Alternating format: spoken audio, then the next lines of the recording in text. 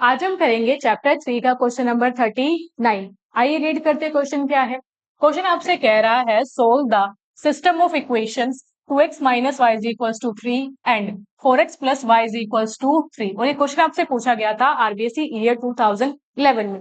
ध्यान से रीड करें क्वेश्चन क्या है। क्वेश्चन ने आपको सिस्टम ऑफ इक्वेशंस यानी लीनियर इक्वेशन का पेयर है वो आपको दिया है। वो क्या है आपका 2x minus Y is equals to 3 and 4x plus Y is equals to 3। आपसे क्या कहा गया है, आप इन सिस्टम ऑफ इक्वेशंस को क्या कीजिए, सोल्व कीजिए। सोल्व करने का क्या मतलब होता है कि आप इन इक्वेशंस को सोल्व करते हुए यहाँ पे x और जो y की वैल्यूज आएंगी उन्हें कैलकुलेट कीजिए। तो चलिए आंसर स्टार्ट करते हैं। हमने लिखा आंसर। क्वेश्चन ने आपको क्या दिया था, क्वेश्चन ने आपको दी है सिस्टम ऑफ इक्वेशन या पेयर ऑफ लीनियर इक्वेशन। तो हम क्या लिखेंगे, हम लिखेंगे given pair of linear equation. तो हमने लिखा गिवन पेयर, हमने लिखा given pair of linear equations. जो आपको पेयर ऑफ लीनियर इक्वेशन दी गई है वो आपको इक्वेशन क्या दी गई है 2x minus Y is equals to 3। क्योंकि ये फर्स्ट इक्वेशन है जो आपको दी गई है तो हम इसे क्या लेट करेंगे, हम इसे लेट करेंगे इक्वेशन नंबर 1। तो हमने इसे लेट किया equation number 1।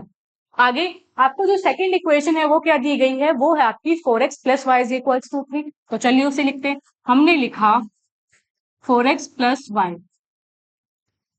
Is equals to 3। ये क्या है आपकी इक्वेशन नंबर 2। हमने इसे क्या माना, इक्वेशन नंबर 2। अब हम क्या करेंगे, इन दोनों इक्वेशन को सोल्व करेंगे और यहाँ से x और जो y की वैल्यूज है उन्हें कैलकुलेट करेंगे। चलिए इन्हें सोल्व करते हैं। अगर हम इन दोनों इक्वेशन को ध्यान से देखें तो यहाँ एक इंटरेस्टिंग फैक्ट है, वो क्या, फर्स्ट इक्वेशन है आपकी 2x minus Y is equals to 3। Second equation है आपकी 4x plus Y is equals to 3। यानी फर्स्ट इक्वेशन में y है माइनस का, सेकेंड इक्वेशन में y कैसा है, प्लस का। अगर आप इन दोनों इक्वेशन को ऐड करते हैं तो जो प्लस का y है और माइनस का y है वो आपस में क्या हो जाएंगे, कैंसिल। तो चलिए जैसा अभी हमने कहा कि हम इन दोनों इक्वेशंस को ऐड करेंगे तो उसे ही लिखते हैं। हमने लिखा ऐड इक्वेशन 1 एंड 2।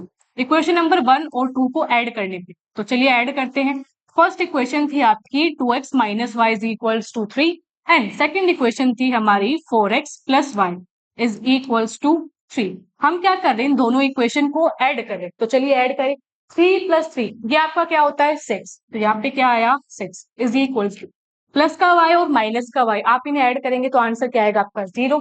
ठीक है, यहाँ पे देखते हैं 4x प्लस 2x करते तो आपका आंसर कितना आता है, आपका आंसर आता है 6x। तो आपकी जो इक्वेशन आपको मिली है वो आपको क्या मिली है, 6x इज इक्वल्स टू 6।